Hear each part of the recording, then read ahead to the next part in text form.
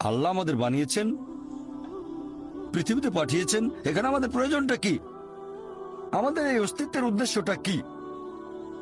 আল্লাহ এর উত্তরে বলেছেন সূরা মুলক অধ্যায় নম্বর 67 আয়াত নম্বর 2।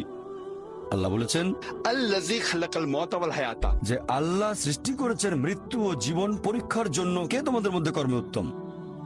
আল্লাহ সৃষ্টি করেছেন জীবন ও মৃত্যু পরীক্ষার জন্য। কে তোমাদের মধ্যে কর্মে উত্তম? আল্লাহ পবিত্র কোরআনে বলেছেন সূরা আলে ইমরান অধ্যায় নম্বর 3 আয়াত 185। আল্লাহ বলেছেন কুল্লু নাফসিন যায়কাতুল মাউত, প্রত্যেক জীব মৃত্যুর স্বাদ গ্রহণ করবে, আর চূড়ান্ত বিচার হবে রোজ কিয়ামতের দিনে। যাকে সেদিন দোজখ থেকে রক্ষা করা হবে আর বেহেশতে দাখিল করা হবে, সেই পৃথিবীর উদ্দেশ্য অর্জনে সফল কাম। কারণ এই পার্থিব জীবন ছলনাময় ভোগ ব্যতীত আর কিছুই নয়। তার মানে এই পৃথিবীতে আমাদের ইহকাল, এটা পরকালের জন্য একটা পরীক্ষা।